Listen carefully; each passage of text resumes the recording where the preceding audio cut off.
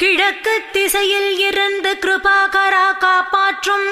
தென்கிழக்கு திசையில் இருந்து தீனபந்தோ காப்பாற்றும், தென் திசையிலும் என்னை திருவருளால் காப்பாற்றும்,